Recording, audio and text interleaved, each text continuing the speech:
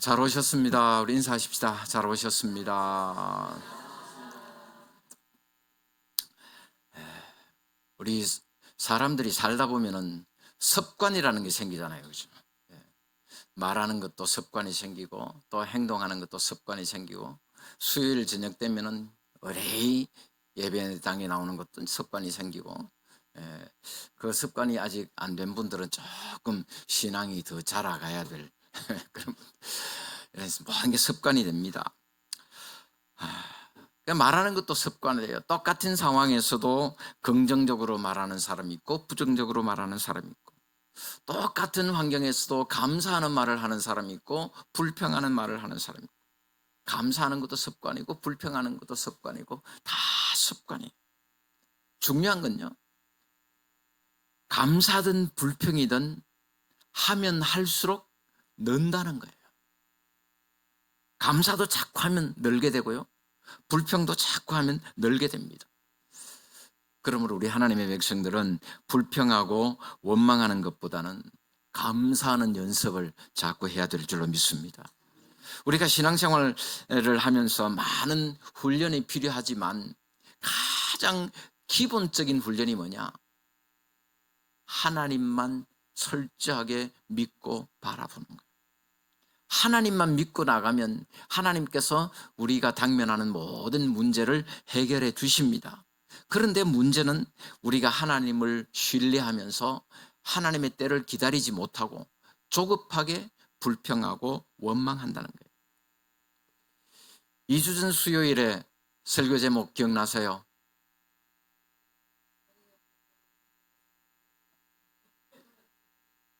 2주 전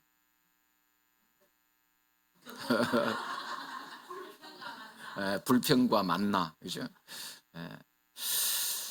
이스라엘 백성들이 먹을 것이 없어서 하나님께 불평했더니 하나님께서 만나를 내려서 먹여주셨다. 하나님께서는 다 알고 계셨습니다. 다 보고 계셨습니다. 다 준비하고 계셨습니다. 그런데 이스라엘 백성들은 그 하나님을 신뢰하면서 기다리지 못하고 불평하고 원망했던 거예요. 이스라엘 백성들의 문제가 바로 그것이었습니다. 그들의 광야 생활은 불평과 원망으로 얼룩진 그런 삶이었다. 그렇게 말해도 과언이 아닐 것입니다. 그들은 하나님의 능력을 체험했습니다. 출애굽할 때부터 애굽 땅에 10가지 재앙을 내리시는 것을 목도했잖아요. 홍해를 육지같이 건넜잖아요. 물이 없어 불평할 때 썬물을 단물로 바꿔 고쳐주시는 그 하나님의 능력을 체험했잖아요. 그럼에도 불구하고 이스라엘 백성들의 불신앙은 도저히 고쳐지지 않는 불치병이었습니다. 하나님의 능력과 하나님의 살아계심을 망각하고 또다시 불평하고 원망하는 이스라엘의 모습을 우리가 오늘 본문을 통해서 보게 됩니다. 출애굽한 이스라엘 백성들이 시내산 밑에 와가지고 한 얼마나 있었을까요? 거기서 한 얼마쯤 있었을 것 같아요? 네? 힌트는 줬어요. 1년 있어요. 1년. 아니 그 시내산 밑에 와가지고 거기 여러분 생각해 보세요. 거기서 모세가 시내산을 2번씩 올라가고 한 번 올라갈 때 며칠? 40일 2번씩이나 올라갔다 내려왔다 했다가 금송아지 만들어 금송아지 때리고 사하고 막 얼마나 많은 일들이 있었어요. 근데 뭐 이러니까 일주일? 한 달? 1년을 그곳에서 머무르게 됩니다. 그곳에서 하나님께서는 이스라엘 백성들을 준비시키셨어요. 율법을 주시고 성막을 만들게 하시고 예배의식과 절기를 정하시고 인구조사를 하게 하셨습니다. 그렇게 모든 준비를 이제 마친 다음에 이제 시내 광야를 출발하게 됩니다. 오늘 본문은 이스라엘 백성이 이렇게 시내산을 출발해 가지고 가데스 바네아로 가는 도중에 생긴 사건을 다루고 있습니다. 일단 출발해서 행진이 다시 시작되자 이스라엘 백성들의 입에서는 또다시 불평과 원망이 터져나왔습니다. 약속의 땅은 멀고 까마득한데 주변의 환경은 너무 척박하고 살기가 불편했던 것입니다. 그런 상황에서 이스라엘 백성들은 여호와께서 들으시기에 악한 말로 원망했다 말씀합니다. 악한 말로. 여기서 악한 말이라고 하는 것은 하나님을 부정하는 말을 말합니다. 하나님께서 그들을 출애굽시키신 구속 사역을 멸시하는 말. 그러니까 못난 자식들이 부모 원망할 때 뭐라 그러죠? 안 해봐서 모릅니까? 안 들어봐서 모릅니까? 나 왜 낳았는데? 그러잖아. 왜 낳아가지고? 그러잖아요. 그러니까 이스라엘 백성이 툭 하면 불평하는 건 뭡니까? 왜 우리를 그냥 애굽에 살도록 놔두지? 왜 우리를 끌고 나와가지고 이 생고생하게 만드냐? 이스라엘 백성들의 불평이 그것이었습니다. 그런데 하나님께서는 이스라엘 백성들이 원망하는 소리를 다 들으셨습니다. 그들은 하나님께서 다 듣고 계시는데도 그런 원망을 했던 겁니다. 그래서 하나님께서는 그들을 진노하셔서 여호와의 불로 진영 끝을 사르게 하셨다. 하나님의 불로 진영 전체를 사른 것이 아니라 단지 진영의 끝부분만 사르게 하셨다. 불을 붙이셨다. 그 말이에요. 그 말은 무슨 뜻이냐면은 경고의 메시지입니다. 입 좀 다물어라. 더 이상 함부로 말하지 마라. 계속해서 그렇게 불평하고 원망하면은 막 속대문으로 다 태워 죽여버린다. 다 태워 죽여버린다. 그럴 수 있다는 거죠. 하나님이 경고해요. 그래서 하나님의 불을 보고 놀란 백성들이 모세에게 부르짖었고, 모세는 백성들이 하나님을 향해 원망하고 불평한 죄를 용서해 주실 것을 하나님께 기도했습니다. 그래서 하나님께서 모세의 기도를 들으시고 응답하셔서 맹렬한 불을 거두셨습니다. 그래서 그곳 이름을 뭐라 그러죠? 다베라라 그래. 다베라. 불 붙는 곳, 그런 뜻입니다. 하나님은 이스라엘 백성들에게 원망이 가져다주는 심각한 결과를 깨닫게 하시는 것으로 목적하신 바를 이루셨습니다. 그리고 모세의 기도에 대해서 하나님께서 응답하신 것은 이웃의 생명과 구원을 위해서 기도하는 의인의 기도는 역사하는 힘이 크다 하는 것을 실질적으로 보여주신 것이었습니다. 이처럼 이스라엘 백성은 틈만 나면 하나님을 향해 불평하고 원망하다가 하나님의 징계를 받기도 했지만, 그럼에도 불구하고 원망하고 불평하는 그들의 습관은 고쳐지지가 않습니다. 이스라엘 백성이 광야 생활을 하면서 가장 많이 불평한 것이 뭐냐? 그 먹는 것 때문에 불평한 거예요. 4절에 이렇게 말씀합니다. 우리 같이 보겠습니다. 그들 중에 섞여 사는 다른 인종들이 탐욕을 품음에 이스라엘 자손도 다시 울며 이르되 누가 우리에게 고기를 주어 먹게 하랴. 이스라엘 백성들은 바로 직전에 다베라에서 하나님을 원망하다가 비록 사람이 죽는 징계는 받지 않았지만 그래도 하나님으로부터 준엄한 그런 경고를 받았습니다. 그들은 하나님의 경고의 메시지를 기억하고 자신들의 잘못을 뉘우치고 회개해야 했습니다. 그럼에도 불구하고 그들은 그렇게 하지를 않았습니다.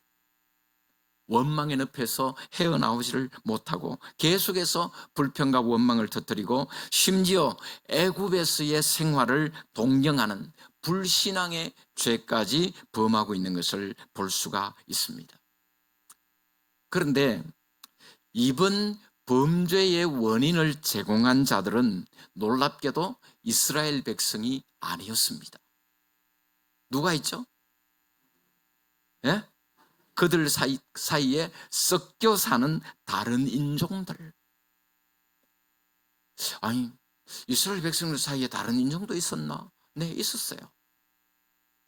그 당시에 애굽은 세계 최강대국이었잖아요. 그러다 보니까 애굽 땅에는 이스라엘 백성들만 노예 생활한 것이 아니고 수많은 민족들이 잡혀와가지고 그 땅에서 노예 생활을 하고 있었습니다. 그러다가 모세가 이스라엘 백성을 데리고 출애굽하게 되니까 거기에 따라 나온 그러한 사람들이 있었다는 거예요.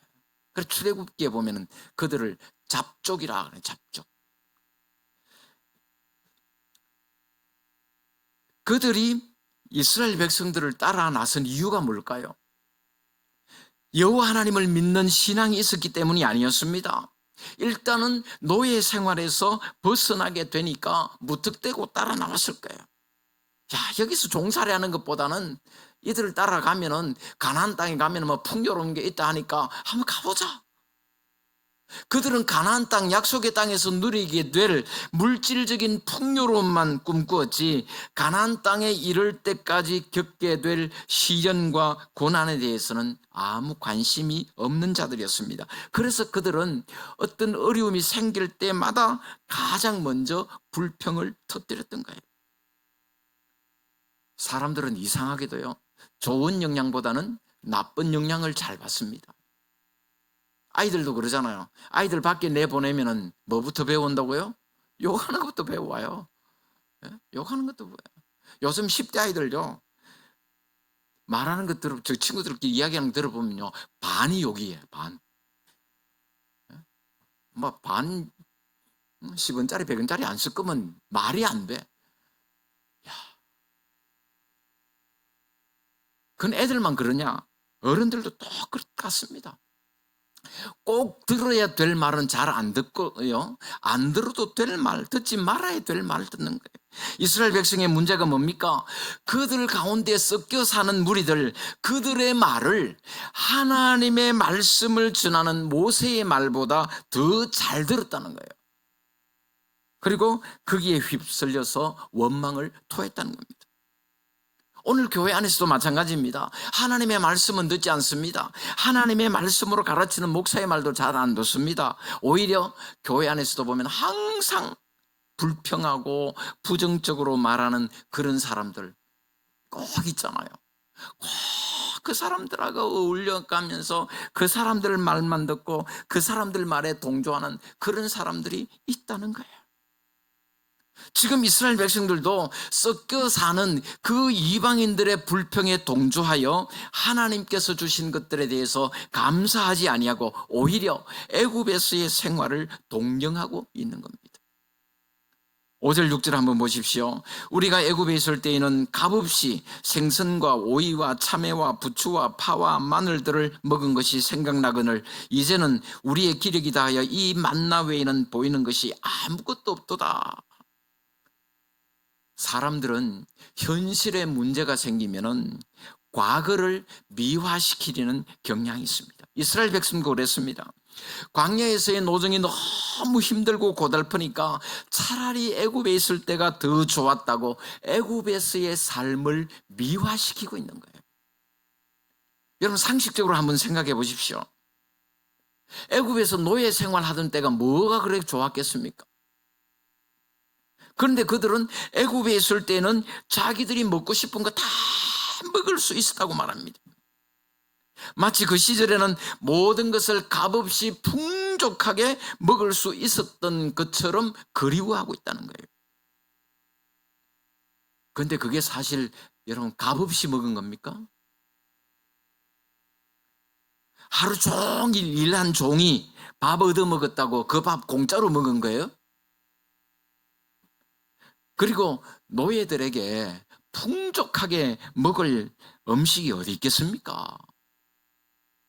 그저 허기만 면할 정도로 안 죽을 만큼만 먹이고 부려먹지요. 이스라엘 백성들은 애굽 사람의 노예로 대가도 받지 못하고 일하면서도 겨우 밥이나 얻어먹은 것으로 값없이 먹었다고 생각하고 그때의 삶을 그리워하고 있는 거예요. 애굽에 있을 때는 생선과 오이와 참외와 부추와 파와 마늘들을 자기들이 원하는 대로 마음껏 먹을 수 있었는데 지금은 만나 외에는 아무것도 없다고 불평하고 있습니다. 여러분 만나가 뭡니까? 만나는 하나님의 은혜였습니다. 만나는 하나님께서 이스라엘 백성들을 특별히 생각하셔서 내려주신 하늘의 양식이었습니다. 이스라엘 백성은 만나의 순수한 맛 대신에 얼큰하고 자극적인 그런 애굽의 음식을 더 추구했던 것입니다. 그들은 눈물과 채찍으로 얼룩진 치욕스러운 과거를 그리워하며 자유로운 현재의 삶을 오히려 불평하고 있는 것입니다. 그들은 하나님께서 주신 자유에 감사할 줄 모르고 죄악 세상으로 상징되는 애굽에서의 즐거움만 생각하고 있었습니다. 그들의 몸은 애굽을 빠져나왔지만 그들의 마음은 아직 애굽에 머물러 있었던 것입니다. 그들이 쉽게 불평하고 원망한 이유는 그들이 지금까지 누리던 하나님의 은혜를 망각했기 때문입니다. 잊어버린 정도가 아니라 그 은혜를 무시하고 우습게 여겼다는 사실입니다. 애굽에서의 노예 생활을 그리워함으로써 하나님의 구원의 은혜를 무시했고, 애굽의 음식을 그리워함으로써 하늘로부터 내려주신 만나의 은혜를 무시했습니다. 하나님의 은혜와 사랑을 가볍게 여기고 하나님의 권위와 영광을 모독하는 그런 크나큰 범죄를 저지르고 있는 것입니다. 여러분, 감사하는 것도 습관이고요, 불평하는 것도 습관이에요. 감사하면 할수록 감사할 제목이 많아지듯이 불평하면 불평할수록 불평할 그런 제목도 많아지는 거예요. 사실 우리 인생은 살다 보면 부족한 게 많습니다. 이 세상 어디에도 완전한 건 없어요. 완전하고 완벽한 삶을 꿈꾼다면 날마다 불평과 원망 속에 그렇게 살 수밖에 없습니다. 그러나 부족하고 불편한 일이 있어도 감수하면서 살아야 되는 거예요. 그런 가운데 감사가 있고 기쁨이 있습니다. 그러나 이스라엘 백성들은 자기들이 처한 환경에 감사하지 못하고 조금만 힘들고 불편한 일이 생기면 불평하고 원망하는 일부터 먼저 했던 것입니다. 그런데 이 불평은요, 전념성이 매우 강합니다. 사람들이 모여 살다 보면 여러 가지 불만이 있을 수 있습니다. 대체로 조그마한 불편은 감수하고 살지만은 때때로 사사건건 불평하는 사람들로 인해서 다른 사람에게까지 영향을 미친다는 거예요.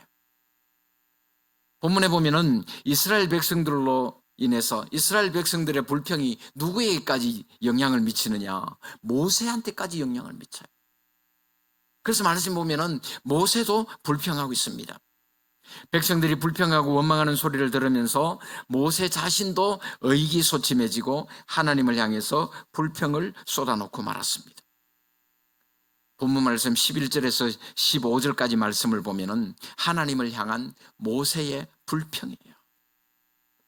모세가 불평하는 말을 요약해 보면 이렇습니다. 하나님, 어찌하여 이 많은 백성을 내게 맡겨서 내가 이 짐을 지게 하십니까? 하나님, 이 모든 백성을 내가 베었습니까? 내가 이 인간들 낳았습니까? 왜 나한테 이 인간들 다 붙여가지고 이들을 데리고 약속의 땅으로 가라고 하십니까? 이 많은 사람들에게 줄 고기를 내가 어디서 구하란 말입니까? 책임이 너무 막중해서 나 혼자서는 도저히 감당할 수 없습니다. 차라리 나를 죽여주십시오. 다행히도 모세는 하나님 앞에 불평을 쏟아놓았습니다. 만약 사람들 앞에 불평을 했더라면 백성들의 신뢰와 믿음을 잃어버렸을 것입니다. 그러나 모세는 하나님께서 맡겨주신 이 백성들이 하는 불평에 대해서 책임질 수 있는 분은 하나님밖에 없는 줄 알고 하나님을 향해서 지금 하소연하고 있는 것입니다.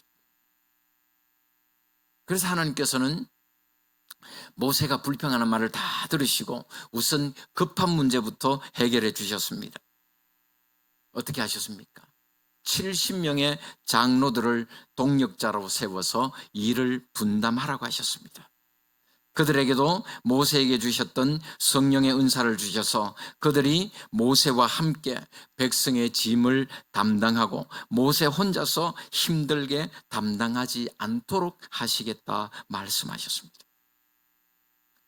이 일을 통해서 하나님께서는 모세에게 동력의 중요성을 가르쳐 주셨습니다. 여러분, 어떤 일이든지 함께 하는 것이 중요해요.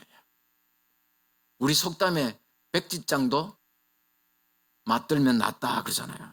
크고 중요한 일일수록 혼자서 하려고 욕심 부리지 말고 함께 일할 수 있어야 됩니다. 더욱이 하나님의 일을 할 때는 동력할 수 있어요. 동력하네요. 바울도 동력자들이 있어서 하나님의 일을 함께 하지 않았습니까? 자기 능력을 너무 과신해가지고 혼자서 무거운 짐을 다 지려고 할 것이 아니라 서로 나누어서 함께 일할 수 있는 그런 지혜를 가져야 되는 것입니다. 그래서 하나님께서는 백성의 장로들을 세워서 모세의 짐을 들어주시겠다고 약속하신 다음에 이스라엘 백성들이 불평하는 원인을 해결해 주시겠다고 말씀하셨습니다. 여러분, 그들의 불평이 뭡니까? 한마디로 말하면 뭐도 좀 달라, 고기도 좀 달라, 맨날 불만 주냐, 고기도 좀 먹자, 단백질 부족해가지고 말이지. 그 말이에요. 지금 매일 만나만 먹기가 지겨우니까 고기도 먹게 해달라, 그것이 그들의 불만이었습니다. 그래서 하나님께서는 이스라엘 백성들이 고기를 실컷 먹게 해주시겠다고 말씀하셨습니다. 그것도 하루 이틀이 아니고 한 달 동안 고기 냄새도 싫어지기까지 질릴 만큼 실컷 먹게. 여러분, 삼겹살 좋아하시죠? 별로 안 좋아하는 분도 있고, 그러면은 소고기 등심으로. 여러분, 아침, 점심, 저녁으로 한 달 동안 아주 맛있는 한우 꽃등심으로 구워줘가지고 그걸로 먹으라 그러면 한 달 동안 어떨 것 같아요? 아이고야, 내 원도 없이 한번 먹어보자. 혹시 뭐 자신 있으면 한번 드셔보십시오. 하기야 돈이 없어서라도 못 먹겠다. 그러니까 한 달 동안 고기 냄새도 싫어하기까지 질릴 만큼 실컷 먹게 해주겠다 말씀하셨습니다. 하나님께서 이스라엘 백성들에게 고기를 주시겠다고 하는 것은 그들이 불평하고 원망하는 소리를 다 들으셨다는 뜻이에요. 그럼에도 불구하고 그들이 원하는 것을 즉각 주시겠다고 말씀하십니다. 하나님의 능력을 믿지 못하고 하나님을 불신하는 이스라엘 백성들에게 하나님은 고기를 주시겠다 말씀하고 있습니다. 그 이유가 뭡니까? 그들이 폭동이라도 일으킬까 봐 겁이 나서 그렇습니까? 그렇지 않습니다. 하나님 이미 다 알고 계셨어요. 하나님께서 만나를 내려주실 때도 하나님 다 알고 계셨잖아요. 이스라엘 백성들이 출애굽해 가지고 한 달쯤 지났을 때 애굽에서 가지고 나왔던 먹을 것 싸가지고 나왔던 거 다 먹고, 이제 먹을 양식 다 떨어지고 뭔가 필요하겠구나, 하나님께서 만나 내려주시려고 다 준비하고 기다리고 계셨잖아요. 근데 그걸 못 참고 불평하고 말았잖아요. 또 하나님께서 이스라엘 백성들이 지금쯤이면 만나에 질렸겠다, 질려도 한참 질렸을 것 같아. 한 1년 가까이 먹었습니다. 이제 좀 뭔가 하나님 다 계획하고 계셨다는 거예요. 그 계획을 이제 실행에 옮기시는 것뿐입니다. 이미 하나님은 다 알고 계시고 다 준비하고 계시는데 그들은 그 하나님을 신뢰하지 못했다는 거예요. 하나님을 영화롭게 하지도 못하고 무참하게 하나님을 부정했습니다. 그것이 하나님의 마음을 아프시게 하는 거예요. 하나님께서 그들의 불평에 응답하신 것은 그들의 불평이 정당하다는 뜻이 아닙니다. 이스라엘 백성이 하나님을 신뢰하지 못하고 불평하는 그 말 때문에 하나님의 마음이 아프다 하는 것을 나타내시기 위해서 그들의 불평에 응답해 주신 거예요. 하나님은 우리가 하나님을 신뢰하지 못하고 불평하고 원망하는 소리를 하나님 다 들으십니다. 우리가 불평하는 소리를 다 들으시고 우리가 필요로 하는 것들을 하나님 채워주십니다. 그럼에도 불구하고 하나님의 마음은 아프다는 거예요. 조금 더 참지, 조금 못 기다리냐, 그렇게 나를 못 믿냐, 그거예요. 그러므로 여러분, 때로는 우리가 불평하고 원망하는 그러한 것들이 하나님에 의해서 응답이 될 때도 있습니다. 그러나 마냥 좋아할 일만은 아닙니다. 하나님은 이스라엘 백성이 불평하는 소리를 들으시고 그들의 요구대로 고기를 주셨습니다. 그러나 이스라엘 백성이 고기를 먹기는 했지만 그것이 좋은 결과를 가져온 것은 아니었다는 거예요. 33절 34절에 이렇게 말씀합니다. 33절 34절 우리 같이 보겠습니다.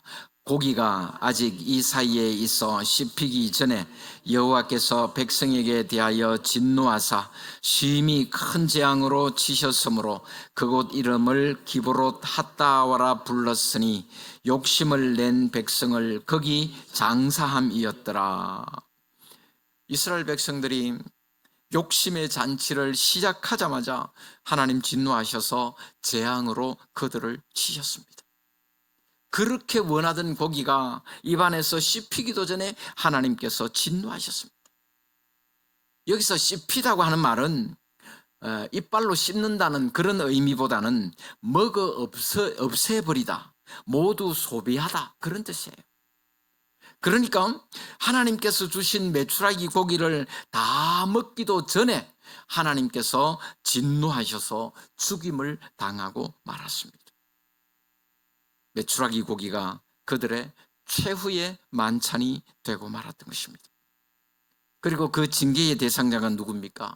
아마 고기를 주지 않는다고 앞서서 불평하고 선동했던 사람들이었을 것으로 추정할 수 있습니다.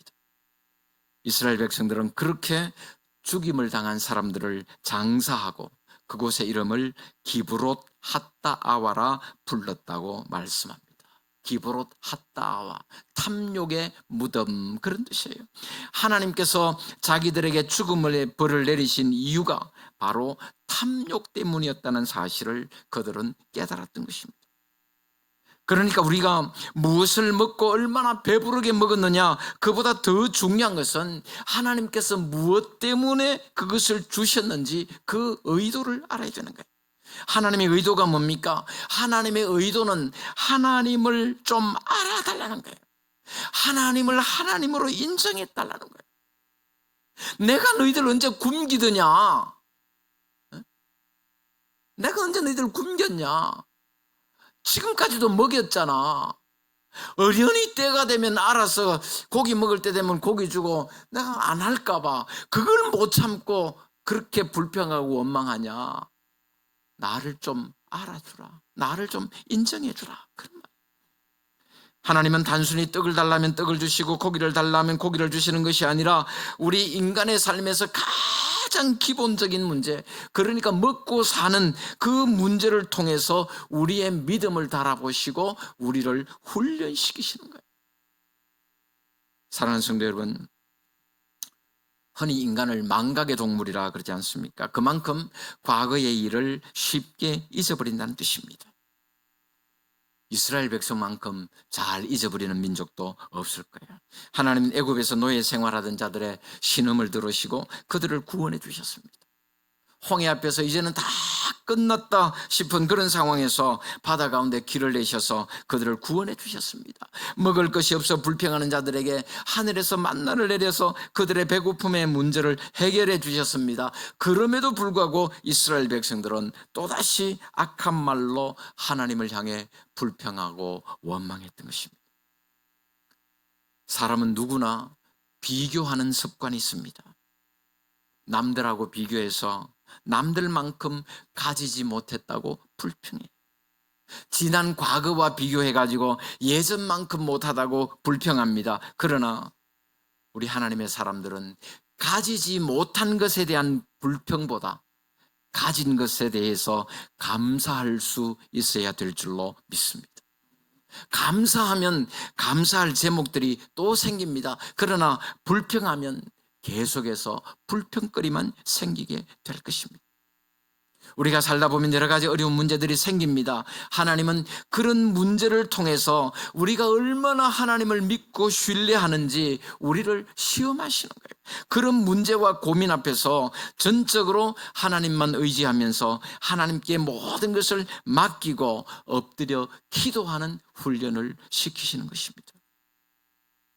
그러므로 우리가 살아가면서 어떤 어려움을 당하고 있다면 우리를 훈련시키기 위한 하나님의 시험이다, 그렇게 생각하시면 됩니다.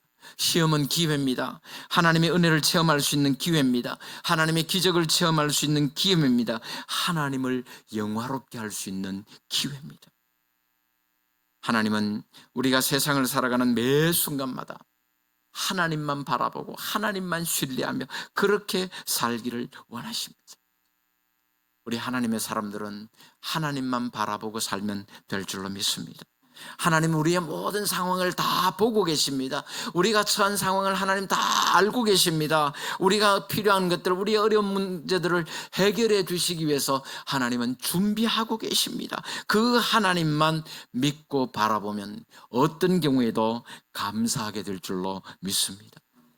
그러므로 어떤 경우에도 불평하거나 원망하지 말고 우리의 필요한 모든 것을 공급해 주시는 하나님, 그 하나님 믿고 신뢰하면서 날마다 하나님 주시는 은혜의 풍성함을 누리면서 살아갈 수 있는 우리 모두가 될 수 있기를 주님의 이름으로 축원합니다.